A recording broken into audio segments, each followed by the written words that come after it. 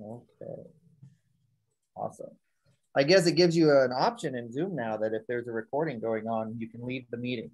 So hopefully we keep you all. Hi, everyone. So my name is Stephen Nielson. I am in Georgia, but I kind of hop around all over the country, but kind of hop generally from Utah and Georgia. I've been a part of OpenEMR for, oh, it's getting on there, almost 3-4 years now, I think, something like that. We want to welcome you all out to our training session here on FHIR and OpenEMR. This is for January 2022. Now, if you have questions as we go through the training session, if you have things that maybe I don't explain in detail or things are like, hey, you know, I'd like to know more about that, please feel free to put it in the chat. Looks like Virginia already started us out with something on that. And I will try to get to those as well. And Brady, if you can keep an eye on that as well and let me know if there's something that I need to address, that would be great. Okay. And also, Happy New Year's to everybody. Hope that this can be a great new year for OpenEMR. We'd like to invite you to continue to come to these training sessions. We do them the second week of every month. And we also have an open call for those who'd like to present, whether that's for a short lightning talk of 2 to 5 minutes, maybe something cool you've done in OpenEMR, something about how your company is using OpenEMR, just any kind of topic in related to OpenEMR, whether that's medical terminology. It doesn't even have to be developer related, but it can be just medical or other types of things. Where we would love to have you be a part of that. Or if you want to do a more in-depth or involved conversation, just reach out to me. You'll have my contact information once we start the presentation. With that said, I think let's get started. So sounds like some of you may have a great deal of experience with FHIR, and some of you may have very little experience with FHIR. So let me just talk about that in detail. And then if, I'm just going to share my screen here, one moment. And if we could have you mute your mics, unless you'd like to speak, that would be great. And we will share our screen. Okay. Let's go here. Sometimes you just want Zoom to get out of the way as far as the introduction, right? Okay. I'm assuming that's coming in good for everyone. So there's my contact information. As far as my experience, so I was approached by Brady and Brady and Jerry and I, we dug into the FHIR specification. It was a bit of a new learning experience for us. I've done a lot of interoperability and standards programming in other aspects of my career. Brady and Jerry having far more experience in those areas than I did. But the three of us collaborated together in order to meet the ONC certification for FHIR. And we had a couple different trade-offs. We looked at going with a Happy server. We looked at, if you're familiar with Happy, that's another open source FHIR product. But we said, you know, we want to try and maintain the same developer environment, the same developer language, and make that a consistent user feel for all of our users. So we decided to integrate FHIR directly into OpenEMR as a core module. So let me talk a little bit about FHIR, right? For some of you, this may be new. Others, you've heard about it. Maybe some of you are just aware that it's, you know, it's a REST API. Okay, well, REST API for what? Well, we're all dealing with healthcare. It's it's fast healthcare interoperability resources. So the intent is to be able to use REST, OAuth, JSON. You can also do it in XML. We don't support that in OpenEMR, but we support the JSON format for FHIR. But it's a way of being able to communicate healthcare information using standard APIs that we as developers are used to or are familiar with. So it's fast and easy, and I always say that with a grin. Some of these things are coming from the FHIR website, HL7, who put forth the standard, and I always laugh. Oh, it's easy. Yes, it's easy if like you're deeply ingrained in healthcare terminology, but for some of us, it's a little bit unfamiliar. Like, oh, like I don't understand what some of these things mean. Fortunately, there's a ton of documentation out there. But compared to other standards like CDA, HL7's V2 and HL7's V3, like it's way, way easier. And some of you may have experience and knowledge about that. Another thing about it, so in the United States and other, and this is happening in Europe and other countries and organizations are moving this way as well, it's starting to become mandated that a patient has access to its data, that patients can have ownership of their data, and that patients can be able to move their data and access their data from one place to another. And so FHIR is actually mandated, at least here in the United States, and becoming so in Europe. I think various countries are in different status there, that you have to support FHIR if you are in the healthcare industry. And being able to, oh, someone's gonna jump in. If not, welcome. If I'm getting some feedback. If there's some who have their mics unmuted, if you could go ahead and mute that. I'll give some time from time to time during the presentation if anyone wanted to speak, but if we could just have you mute your mic so we don't get that feedback, that'd be great. Okay. Again, it's a way of being able to exchange our resources and to being able to move and import and export data between various healthcare systems. So I want to talk a little bit specifically about OpenEMR. So OpenEMR, we follow the FHIR specification. This comes from a group called HL7. They helped put this all together. Originally started, if I remember correctly, kind of a number of groups in New Zealand and also here in the United States spearheaded this as saying, look, can we just work the way that developers work? Can we use some REST APIs? Can we not have this proprietary system? And so we use the FHIR called R4 specification. Let me just go to HL7's website here. So this is HL7. The most current released version of FHIR is FHIR 4. There have been previous versions, the DSTU 3 and 2, and I don't remember if anybody even used 1. It was more kind of a prototype. But this is kind of the main website for FHIR and the various different resources that they have that they group those into in terms of clinical, diagnostics, medications, workflow, financial, right? Now, FHIR has these concepts of called an implementation guide. And some of you may be familiar with that, some of you may not. But the implementation guide says, well, in this type of context, these are the endpoints and the terminology and kind of the rules and structure that we're going to follow within the context, whether that's a radiology context, whether that's a government context.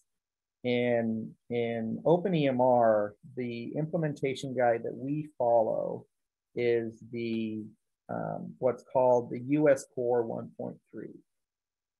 And those provide the core 13 resources that are required for the ONC 2015 certification, specifically G10. If I go and look at those, let me just pull those up here. So we'll go to just US Core. So US Core gives a guidance of how we're supposed to go in and implement these things as far as clinical notes, medication.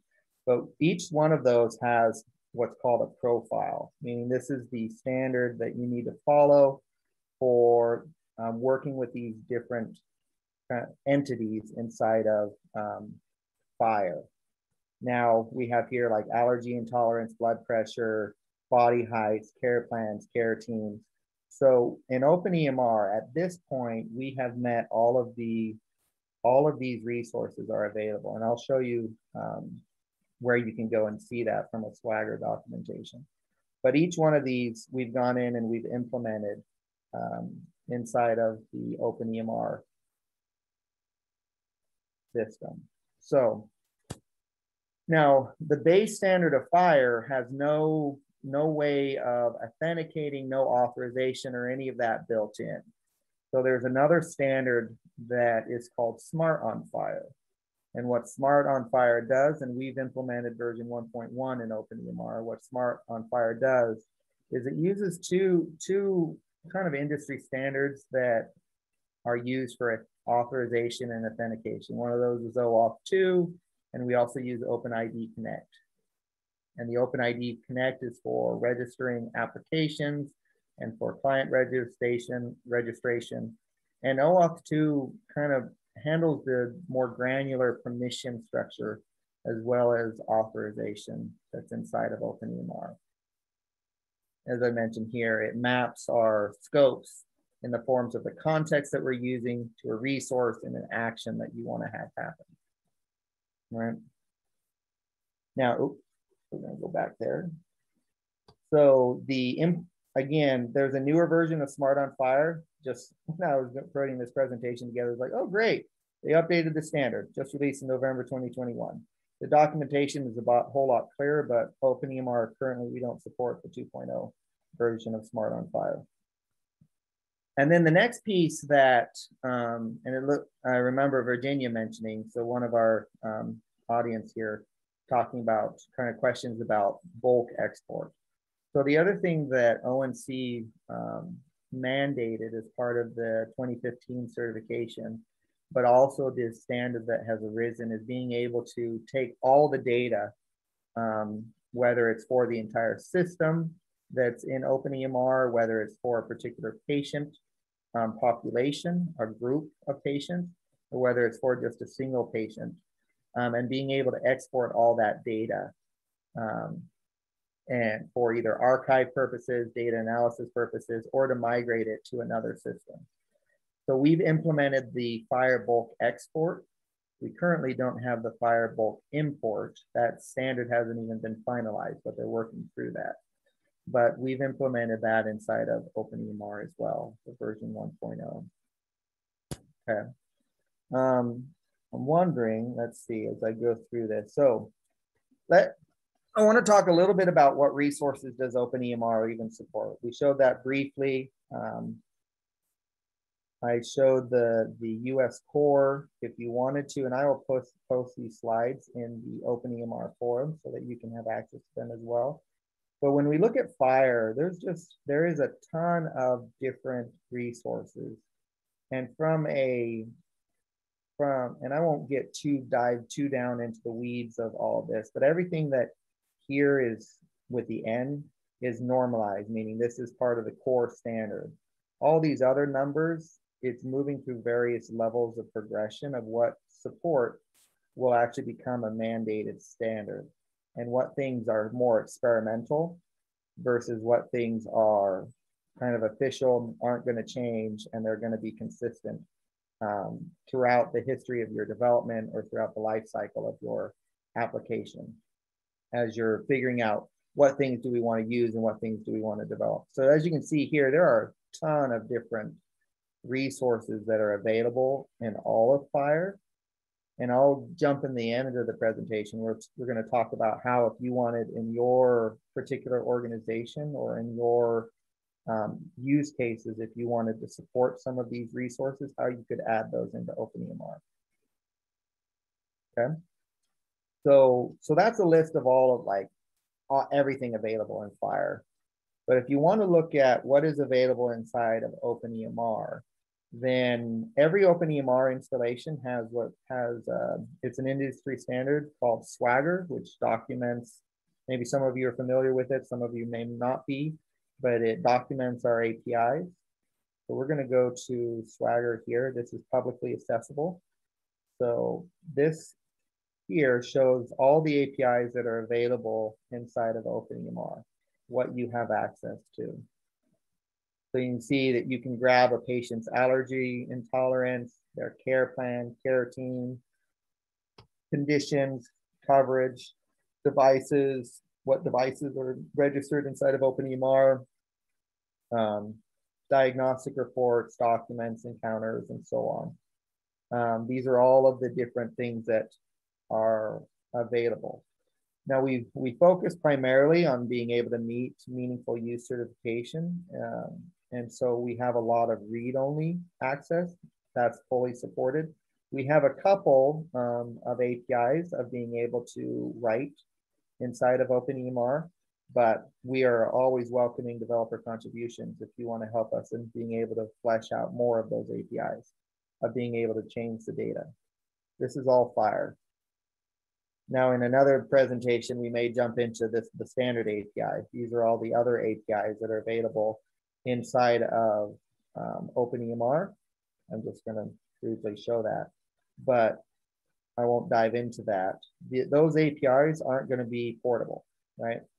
And one of the key things about FHIR, if you're thinking about this, like, well, why do I want to build my app with the FHIR API versus maybe just doing something, because you can see that there's a lot more rights, lots more being able to delete and do other stuff here in the standard API versus, and pretty much the standard, you could do almost anything inside of OpenEMR without having to constrain yourself to the FHIR kind of resources and format and all of that. Well, one of the big reasons is that if you want to be able to, if you're writing an app, or you want to be able to have app writers who can connect into your installation or connect to your system, your ecosystem, by working with FHIR, you have the ability to support multiple users. And I want to bring it up. I want to show here, this is Epic. So this is Epic's FHIR API. And pretty much, as I said, these are government mandates that are starting to come through that everyone has to support FHIR. When we have a FHIR implementation and when we're using everything with FHIR, people can write their code and can deal with patients in OpenEMR, just like in the exact same manner that they're going to be able to deal with patients with Epic. Or if you're dealing with Cerner, or however, whatever other hospital systems or medical systems, devices with FHIR, Apple, the Apple smart home device, all uses FHIR, or the health device, I should say, Apple Health, all is built using FHIR. So by using FHIR, communicating with FHIR, it just grows the worldwide community and allows more people to actually interop with you and more people to develop their software against your OpenEMR installation. So just another plug there, like use FHIR instead of the core APIs, because some people ask me, you know, why don't I just use the standard stuff versus the FHIR? And I say, well, we're moving to FHIR. Everything's going to become FHIR. So do we have any questions at this point? I want to just stop for a moment. I've given a lot of information. Do we have any questions? Let's see.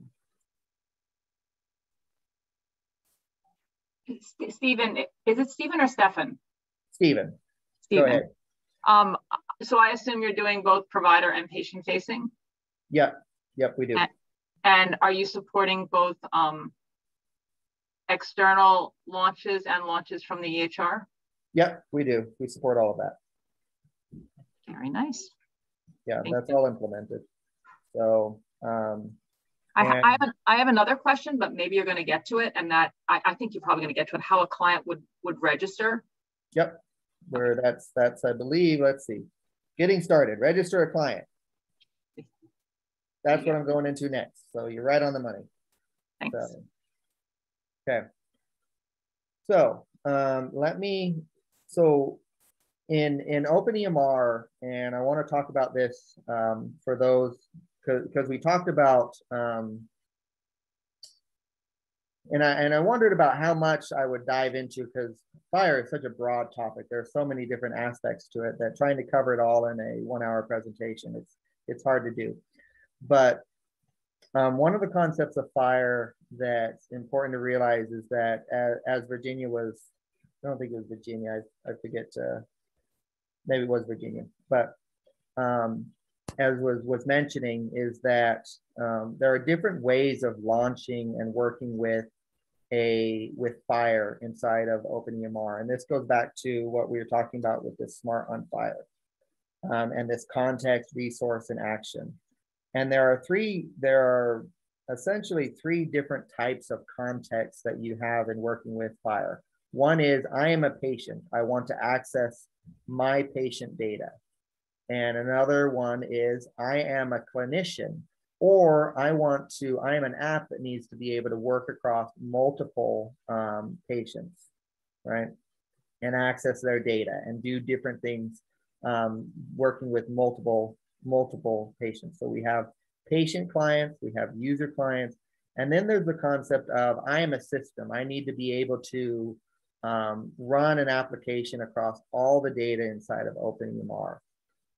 And I need to be able to, for example, I needed to be able to do a bulk export, right? I need to be able to take that data, and I need to be able to grab everything in the system. So those are the different contexts that are used within FHIR, that I'm working with just my patient data, I'm restricted, I'm locked down with just my information. I can't go and see anyone else's, right? Or I can see multiple patients' data, or I can see the entire system. And those have different security requirements versus if you're just working with a patient, right?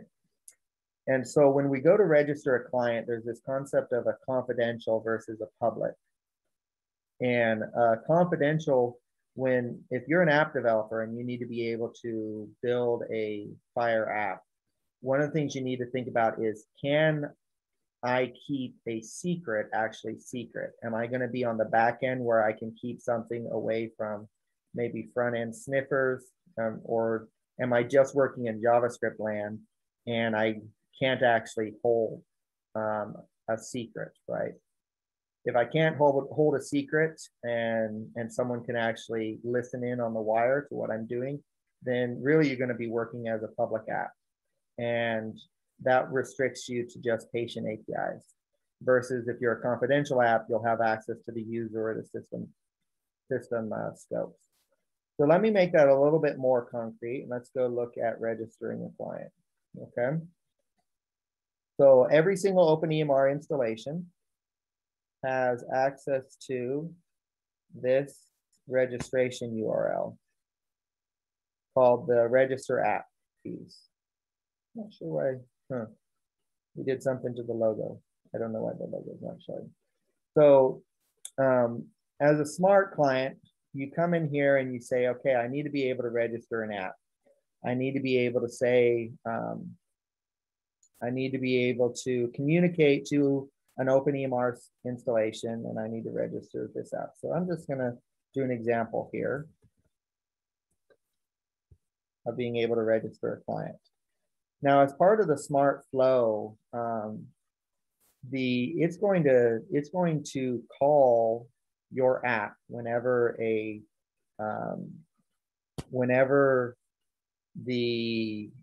EHR, I'm getting tongue-tied here a little bit, but whenever the EHR is going to like launch your app, or if your app is going to be triggered from inside of the EHR, we need to know where we're going to redirect any of our security information back. So if you're familiar with OAuth 2, we need to know what the app redirect URI is and where are we going to go to launch your app. Now I want to give an example with Swagger. So I'm just going to copy because I know what these URLs are. It's in our documentation, but I'm going to put this in so that we can launch our smart app from within our Swagger documentation, which will be pretty cool in a second, but I'll show you. Okay. Now, currently in the future, we'll have a way of doing the log out, and so we can register that, but that's currently not supported in OpenEMR. We don't do anything with this URI. but it will be in the future. So in OAuth 2 and in OpenEMR, these are all the different kinds of scopes that you have access to. And I won't go into detail on every one of them. They're included in our documentation. But as you can see, I'm thinking it was Virginia who was asking that question. But we have the launch, the standalone launch that comes out of FHIR, meaning if you're an app and you're not inside of OpenEMR, but you want to be able to launch a connection into OpenEMR, you need this privilege. If you want to be able to get any patient information, you need that scope as well. And all of that is available, and I've got links inside of my slides, but all of the explanation on that is available here in this Smart on FHIR. And let me go, actually, it's right. Let me get it here for you, one moment. 7, 5. So they come in and they explain on the Smart on FHIR website how to do all the launches and all the authorizations and everything there. But for our purposes, I want to just go through and explain. So as we said, we've got public versus confidential. That I'm going to do a confidential app because I want access to more than just the patient. And then I've got all the different scopes and resources that I can get access to. As you notice, as I mentioned, context, resource, and then what you're going to do, whether you can read or write to it. And in this case, again, these are REST APIs. So read is going to be our GET request, and write translates to put, post, patch, and all of that. So I'm going to, and then we come down here and we see our user context. So I want to get access to all the user data. And I do not have here, and this is something I wanted to go through as far as configuration. You see there's no system privileges here at all. And the reason for that is part of the OpenEMR configuration, which I wanted to show for registering a client. So when we go to administration and global inside of OpenEMR, and we're going to go to our connector, then here we have a couple different configurations, which is important for you as those of you who are administrators, where you can enable the OpenEMR REST APIs, OpenEMR FHIR APIs, OpenEMR patient portal for accessing some of the APIs as a patient inside the portal, and then the FHIR system scopes, which are defaulted, turned off by default. Right. But if I need to be able to do a bulk export, if I need to be able to access those system APIs, then when I save that, and I come here to my registration, you can see now I have some of these systems, and I'll explain these in just a second. Some of these system resources, and you can see that I've got here system. I want system-wide access to diagnostic report, document preference, encounter, and goal. Okay.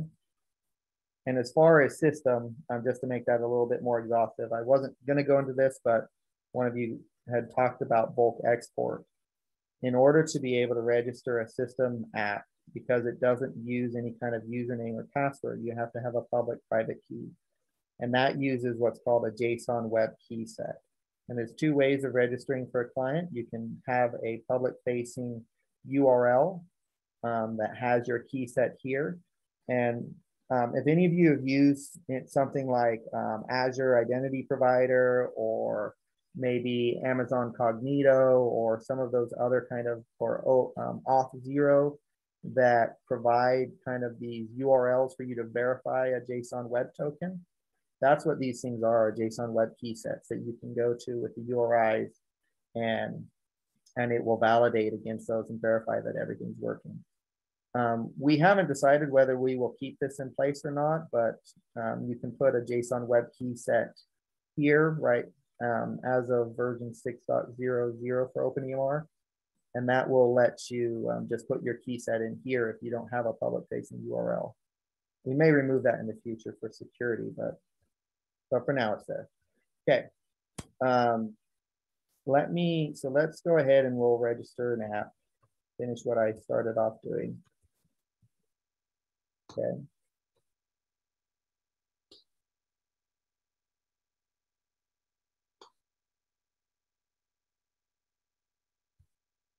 Okay. And I'm going to actually deselect all of those. Make that a public. I'm going to deselect all those system scopes. But we do want user scopes.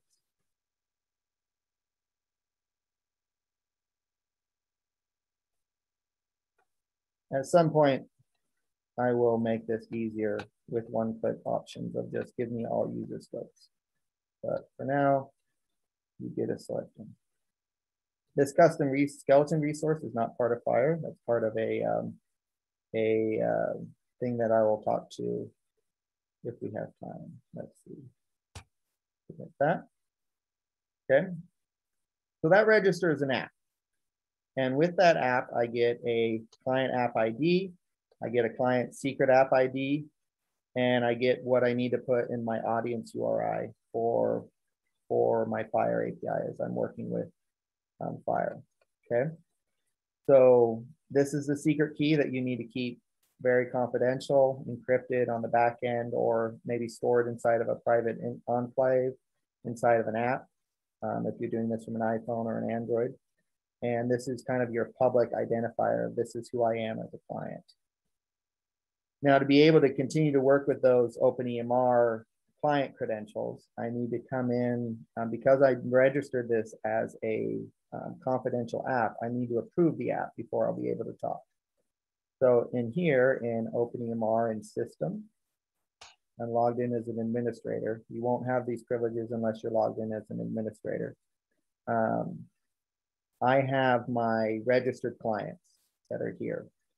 And it shows the scopes that they've requested, what type of app it is, whether it's enabled or disabled.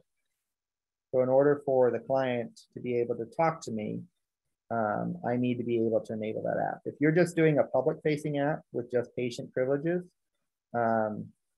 because it's a public-facing and you'll log in, the patient will log in with just their own username and password.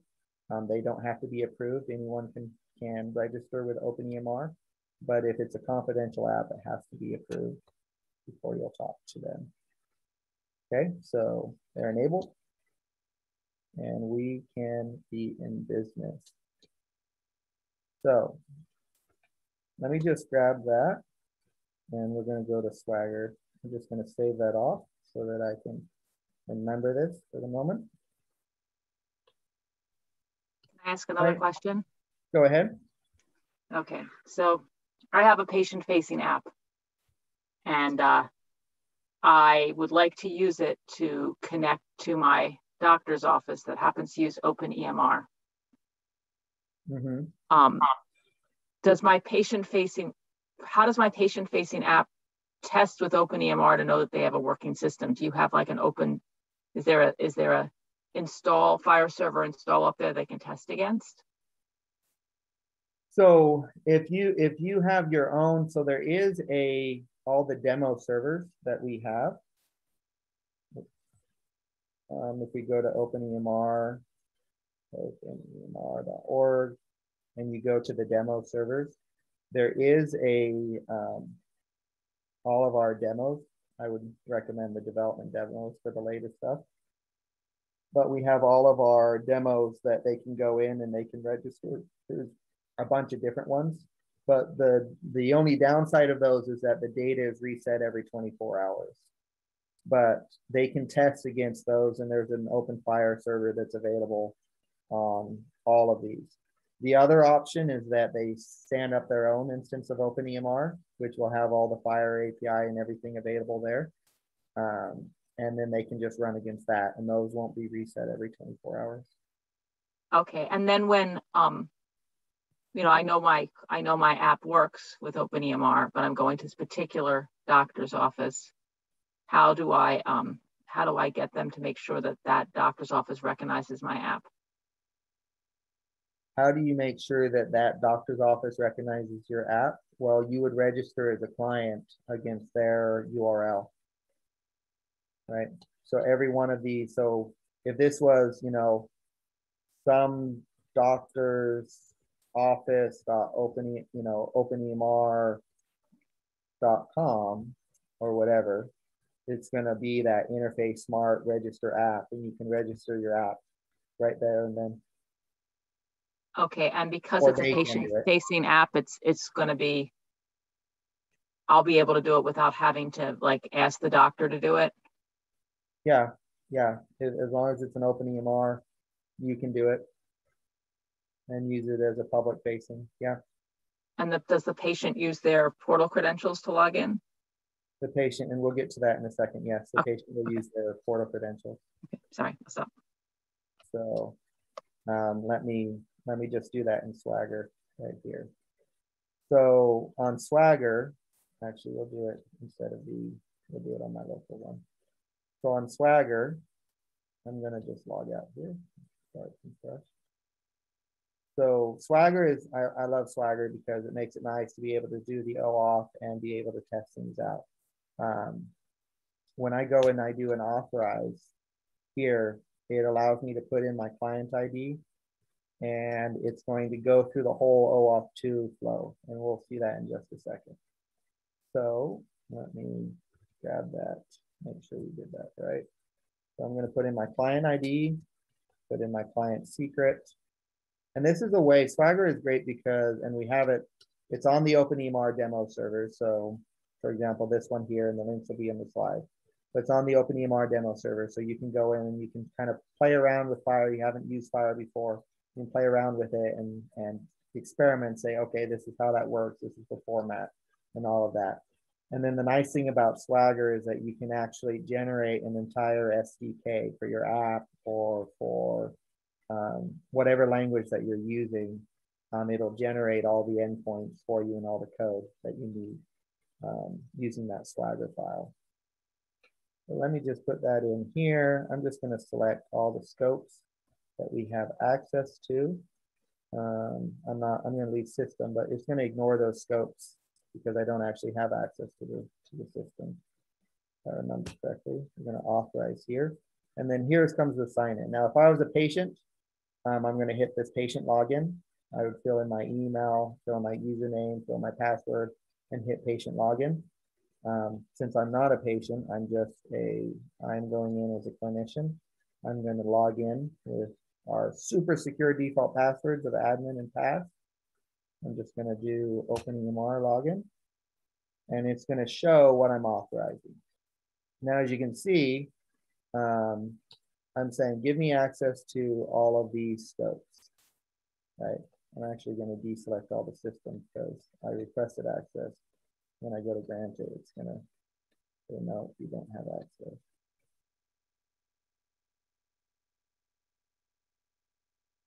But the user, and the thing about FHIR, and this is something, if you've never worked with FHIR, that you need to understand in developing an app, the patient or the user logging in is in control of what access you get. So unless you're a system app, the patient, the user gets to determine what things you are going to have access to. So what if you say my app needs, access to goals and access to encounters, and the patient says, no, I don't want you to have access to that. So the system's going to return back to you and say, well, these are all the scopes that they did give access to, and it won't have the encounter and the goal scope in your permission set. And you as an app then are going to have to tell the user, sorry, you can't use my app, or sorry, the app needs this, please grant us permissions and go through the OAuth 2 flow again. But you have to be aware that ONC and SMART and everyone is very patient-centered. So everything is going to be, if the patient says, no, you can't have it, then you have to be able to account for that. I've ran into that problem a number of times, and so it's important to realize that. So I've got in here, I'm giving all this access. The other thing that is important to realize is that your FHIR access only lasts for 1 hour. So when you get this authorization from the user, you only have access to their data for an hour, unless you request the offline access privilege. In OpenEMR and to be spec compliant, we only give you permission up to 3 months to be able to continue to use a patient's data and renew your credentials, your access token, once that hour has expired, up to 3 months. So do we have, I know I've talked a great deal. Do we have any questions up to this point? I'll hit the authorize in a second, but I wanted to stop because I know I just realized I've been talking for like 15, 20 minutes. Do we have any additional questions? Let's see. So Jerry's asking, are we not using the client register API, or should we mention? So we do have, so we do have that API. I haven't gotten to it, Jerry. I was showing everything with Swagger, but all of this can be done via REST APIs too, instead of just going to the, instead of coming here and doing the smart. I just wanted to give kind of a visual before I jumped into an API registration. But yes, we do, you can register a client. I should have mentioned that with your question, Virginia, before, but you can register a client using an API without having to go through this screen. If you know the FHIR endpoint, you can just register that API. So let's go back here. I think that answered your question, Jerry. If not, let me know.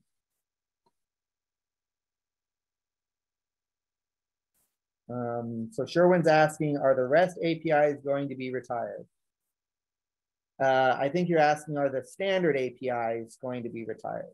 Let me just, so to give some context, we have our FHIR APIs, and then OpenEMR has its standard APIs.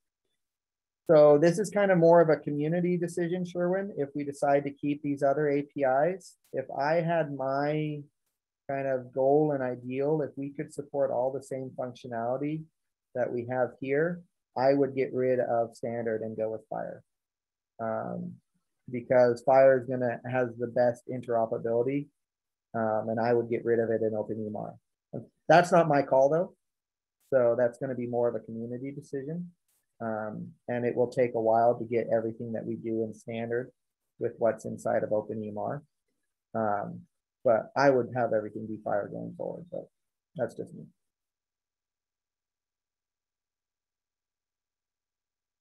So, okay. Great suggestion, Virginia. I do recognize that we can make that screen a whole lot more user-friendly. So Virginia posted that we should make it, we should make that user screen much more friendly to register an app. Oh, the authorization screen, yeah. Yeah, future work, we would love to kind of organize these and say, and give an explanation of what do each of these permissions mean, right? Oh, and you're saying you include the name of the clinic. Yeah, I agree. So this is something, this is kind of how we started, and I'm hoping that, by the end of 2022, where we end up will be way, way better. So, okay, I'm going to authorize. Okay, so that gave me back my permissions here into, and I got my access token. So now I'm able to use the APIs inside of here in Swagger. So in this case, I'm going to go down to patient. Let me just, and you can see patient, again, for those of you not familiar with FHIR, you can see all the different data that you have access to and that you can search on inside of FHIR using the Swagger API. So I'm just going to run a query here. I'm going to hit try it out. And I'm going to execute this query. And it is going to give me, so if you want to see, if you wanted to run this same query in curl, this Swagger will give that output. So I could just grab that if I wanted to and say run it right here inside of, except I need to, because this is running my own local server, I have to say ignore the SSL certificate check. And I can run that query and I can get back, the data directly just inside of curl. If you wanted to know, okay, how am I going to use this? Or how do I play with this if I want to do it not inside of this whole Swagger thing? Right. So you can see here that OpenEMR is going to do a request to the patient endpoint, and it's searching where the name is equal to Phil, right? And I'm going to get back that entry. So I'm going to get back the information about what his race is code, whether he's Hispanic or Latino. Let's jump down to phone numbers, jump down to email, and I can see all of that information that's available via FHIR. Okay. So that's a explanation of being able to register a client via Swagger using the API. If I wanted to play around and say, okay, well, I don't want to search on name, I just want to get back everybody, right? It's going to show and allow you to go in and play with that. From a API standpoint, right? There are different types of OAuth 2 credential grants. I'm not going to dive into that due to the sake of time, but we highly recommend that everyone follows just the authorization grant. Don't use the password grant. We will probably remove that from FHIR in the future. That's just a tidbit for those that understand a little bit how those grants work. So Jerry was asking a little bit about the API. So in terms of the API, like if you want to be able to register a client, like if you didn't want to work with the doctor, I think Virginia had this question as well, and just where their OAuth 2 client registration is here, then you can just send what kind of application that you're giving, your redirect URL, your client name, and the scopes that you want to have access to.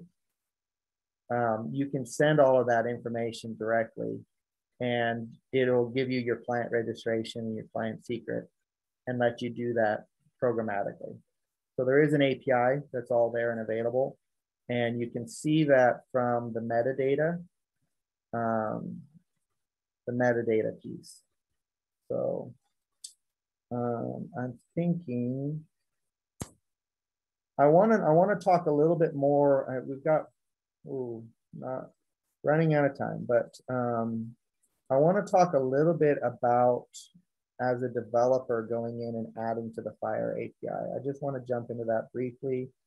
I think we'll need to do another session to kind of explain and do that more in depth. But I guess maybe what I do is, let me just talk about that briefly. I know those who have joined us on our prior sessions know that I have a GitHub skeleton module that is available on my repo, the OE module custom skeleton. And in that skeleton project is a bunch of examples for doing different things of how to modify and extend OpenEMR. And one of the things that I want to show just briefly in a code example are two kind of how to configure to the API. So if you're familiar with OpenEMR, listening to events, essentially whenever something happens in the system, how do I, let's make that a little bit bigger. Well, I'm hoping everybody can see that. But if you want to be able to extend the OpenEMR API and being able to add to the FHIR API, then I suggest, go and look at that repo that I have out there. And I just updated this yesterday with the latest code for you to be able to see how to do this. But these three events, this REST API create event, REST API scope event, and REST API resource service event, these are the three things that you need to listen to be able to add a FHIR API. You can see here that we're listening to that event, and we're saying whenever somebody makes a call to get FHIR custom skeleton resource, go off and do this FHIR piece. And again, for the individual resource. So I just want to say, encourage you, and we'll do another session to go more in depth into that. But those pieces, if you look through that repo, will explain how to extend the API, how to process the resources and the different searches and queries. And we'll have to save the rest of that for next month. But I want to open the rest of the time to questions. I feel like we just tapped the surface of FHIR. But we registered a client, we showed where the documentation is, how to get to it. I will say that as far as the documentation and more in-depth details, you can get to that from our API README that goes in more details of our authorization, our scopes, the different grants that we have supported, and the FHIR API documentation that we have, and doing examples there as far as as well as the bulk on FHIR export. So I think in the time remaining, I want to just open it up, kind of make it an open call for people to ask questions or to talk about it. I hope this has been useful. We will do another training session next month. I'm surprised at how fast the time went through. But any questions? I have a quick question. Go ahead, Gary. If we register a client via the API and it's using system scopes, does the admin need to go in and authorize that app? Yes, it does. Okay, yeah. Good. Yeah. So that's something admins would need to do. Is I don't know if we give any notification of the app being available or not, but reviewing that on occasion. Mm-hmm. Yeah. Well, and system scopes are something that people are gonna. I mean, I'm hoping that whoever's requesting system scope is gonna like reach out to that company and say, hey, we want to export all your data, or we want to do something with all your data. There should be a communication back and forth. I can't imagine someone asking for a system scope is going to be, you know, hoping the administrator doesn't notice and randomly approves them, you know, but there should be some communication back and forth. Yeah, but just in general, just need to know that, you know, just registering via the API doesn't mean they have access until that administrator goes in and approves it. Yep. Wait a minute, I'm confused. I thought for patient apps, yes. Patient apps, yes, that you don't need to be approved, but we're talking about a system app. If you want a system, if you want the system scope, yeah, you're not getting into the system without the administrator approving it. So, and if that does happen to anybody, let us know. That's a big bug, and we want to fix it immediately. Immediately. So, yes, one question is like, did you mention something like expirations, 2 hours expiration? I mean, how that works, like. Yeah, so let's talk about that for a moment. Let me show it via the API.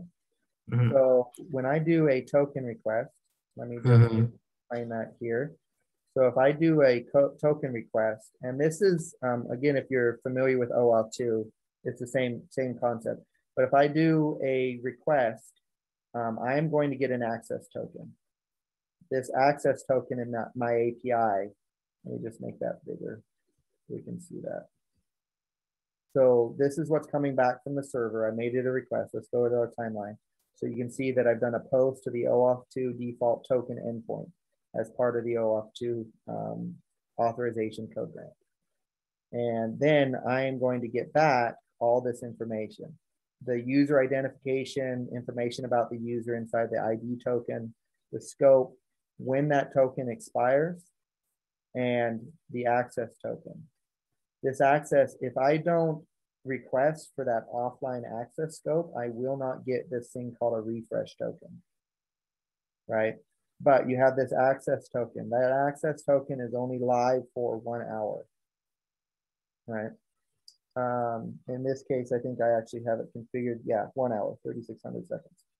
So once those seconds expired, you're going to get a 401 request saying, hey, you don't have access to this.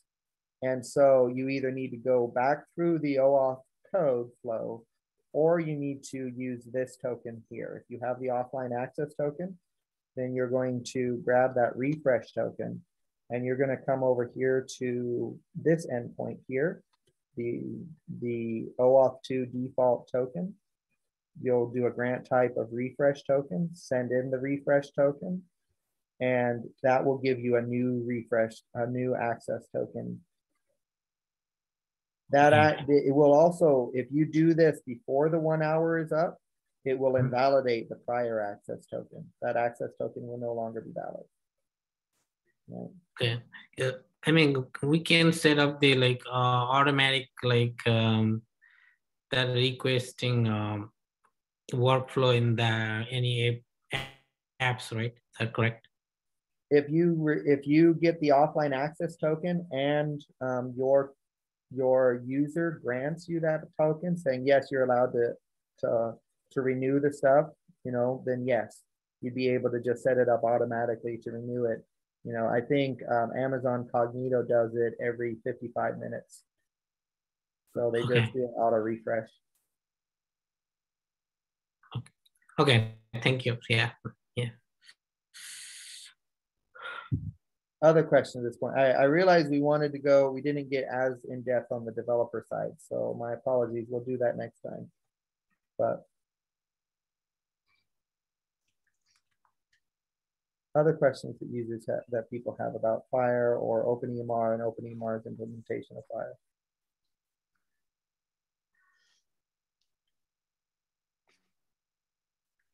In doing this, did you engage with the FHIR community, like on chat.phir.org or? I did, yes, I did. I worked with not as much as I would have liked to, but I worked with the Inferno team on chat.phir.org. Okay, so you have you're registered there. Yeah, we fully passed all the Inferno test suite. Okay, so no, I don't mean that. So you're on chat.phir.org, but that is good. So are you, did you start a thread under implementation? No, I don't believe I have. I think I just,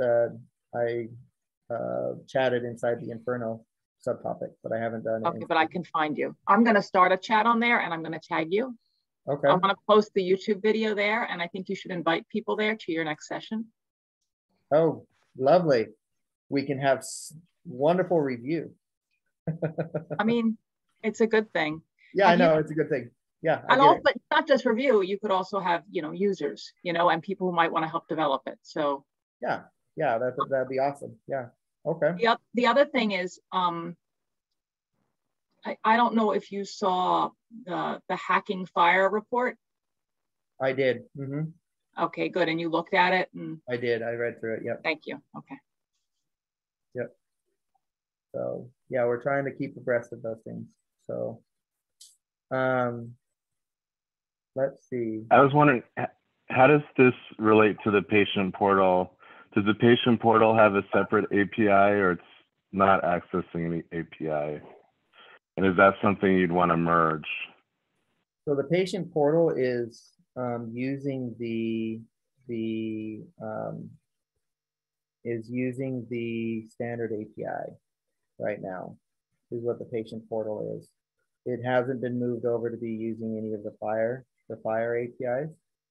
So right now we have we support what's called a standalone patient launch, which allows you to launch an app and then connect via patient data. But we don't have a launch a smart app inside of what's called a smart app, launch it inside the patient portal. We'll be having that eventually. We have apps that can launch inside of the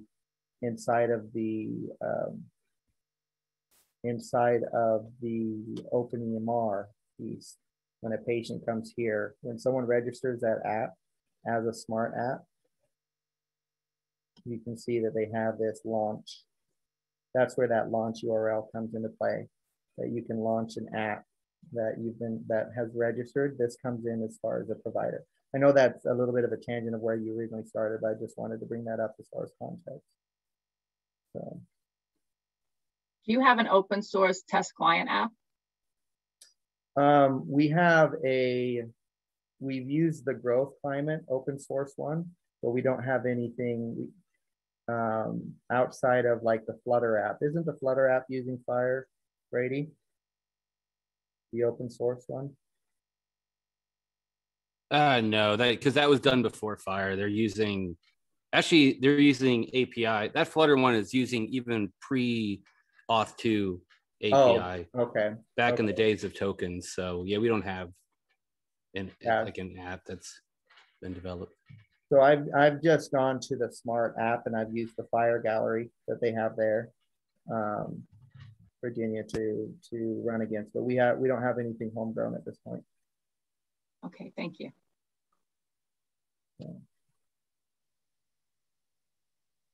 Okay, other questions?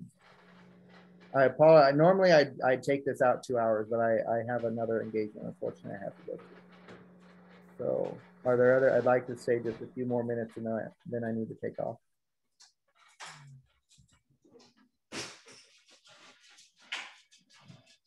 Well, back to the patient portal issue.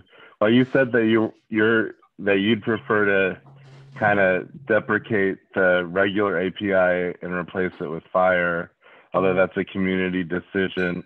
Would the patient portal have to be completely rewritten, or if that's done? No, the patient portal, I mean, Jerry could speak to this better than I could, but since he wrote the patient portal, but you would be replacing one set of APIs with another set of APIs. Most anything in the patient portal can be had through the normal API interface as a user. So, because all data that's in the patient portal comes from OpenEMR. So any information about that patient you're referencing in the portal will be in OpenEMR. Does that make sense, David? Not really. I mean, so you're not connecting to any API when you do that with the patient portal, or you're just connecting directly? Well, I don't know or don't understand what you need out of the patient portal that would require a direct API. No, I was just curious. No, I was just curious if, I guess that, so you wouldn't connect to FHIR from the patient portal.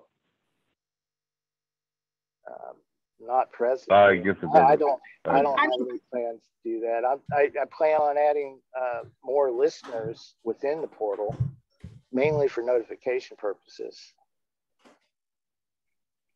So I think of a patient portal as an extension of the EHR. So you could decide to use the FHIR API to connect your portal to your FHIR server. That could have been an architecture that was chosen, but there's really not necessarily any need to do that. It's if that would just be a preference that OpenEMR would decide to do.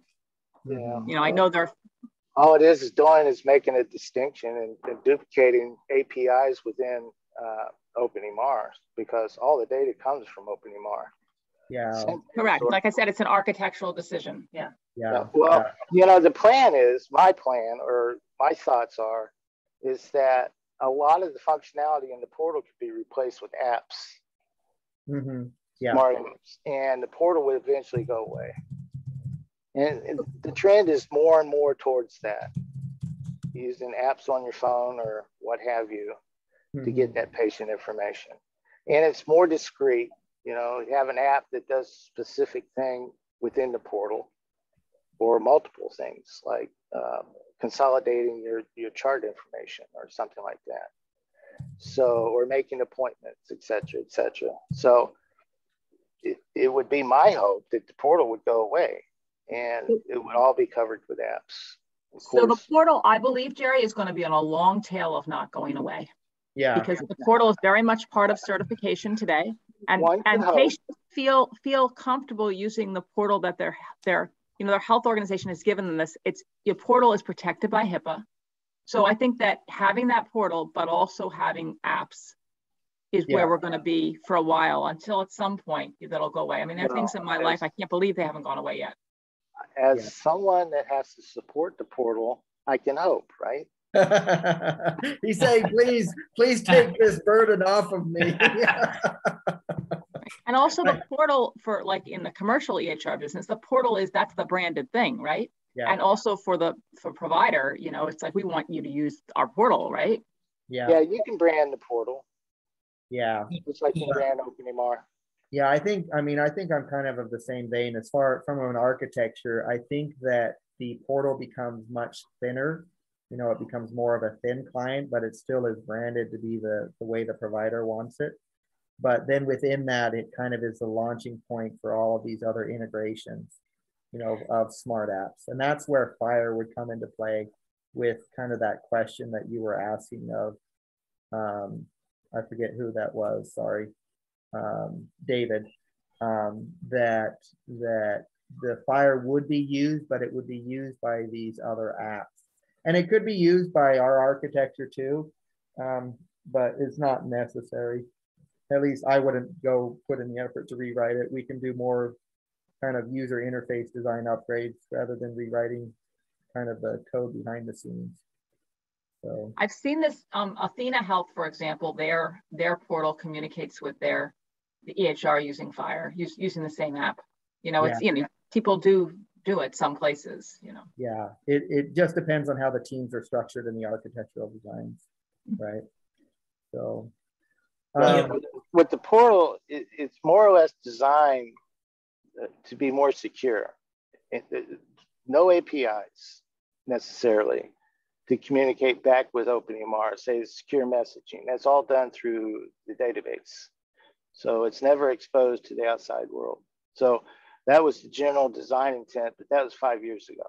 Yeah. So I just don't see any reason for the portal to communicate with OpenEMR via FHIR. Yeah. That's more like an app, a smart app or something. Yeah. Do that. Yeah. Okay. As far as I want to just give, I know that there are some of you who haven't had a chance to speak, or if you have any questions, I'm going to check the chat just one last time. I know that the chats don't get saved off, so I'm going to in the recording. So I'm going to actually copy this off and stop sharing so that I'm not, you know, doing that. But Virginia, I want to make sure that I get some of your suggestions here. So I'm going to save that off. But while I'm doing that, are there any other questions? Yes, please. I have a question, and I'm preparing to ask. It's not related to FHIR anyway, but it's related to patient portal. Okay, well, let's, if we could, if you'll just hold that, because I'm going to step off because I need to get to something else, but there are other developers on here who would love to help you with that, Kofi, especially, you know, Jerry, he loves talking about the portal. But if there's any other questions about FHIR, I just want to give people that opportunity to do so. Or OpenEMR's implementation of FHIR. Yes, so the bulk export, what does it export actually? So all the data? So let me just, let's see, we'll go back to sharing that. So let me see if I can get to an example of that. I wasn't prepared to show that file, but I'm trying to remember if I know where an example. I believe I can get to it on here. So it uses I guess I'll just look at a FHIR example that we had here. So the difference between the bulk export and the regular FHIR, if you look at the FHIR endpoint, everything here, can you see my screen? Yes. Okay, everything here is included inside of this JSON format and what's called a FHIR resource bundle. Inside of that FHIR resource bundle are the individual FHIR pieces. And I have here just this custom resource, which is coming from that skeleton example project. But in the bulk FHIR export, you'll get each of those FHIR resources, but instead of them being comma separated, they're going to be separated by a new line. And that allows them to stream the data. I understand the design decisions. I don't particularly agree with it, but everything will be separated. Instead of by a comma, it will be separated by a new line. So you'll get kind of the exact same format as what you're seeing in this resource file, but you'll have them separated by format. And then you'll have a file that corresponds to every single resource. So if you see here, the bulk export will generate a file for you to download called allergy intolerance.md.json. So basically all the gets I can see here. Yeah, all these gets that you get here, you'll have a file for each one of those. Okay. Right. All right. Thank you. If you join us on one of the other sessions, I'll do a presentation in a month again on that, but you may have some time sensitivity. If you join us next week, I'd be happy to spend 10, 15 minutes and I'll prepare for that and just walk through that of the format and what that looks like. It's an async process. Next week? Yeah, next week. Just join us on Saturday's call next week. We do what's called kind of a long polling where you have to keep polling it to see if it's ready for the export. But just join us next week and I'll walk through that for you, okay? Okay, thank you. You're welcome. Okay, I think I've got to go, but I appreciate all of you being here. I hope that we can grow the community. I hope that, again, a year from now, that what we've done with FHIR and with Smart Apps and with OpenEMR will just have grown exponentially, one can hope. And I just thank you all for attending this, and we will see you all next time. Thank you. Thanks, Stephen. Thank you.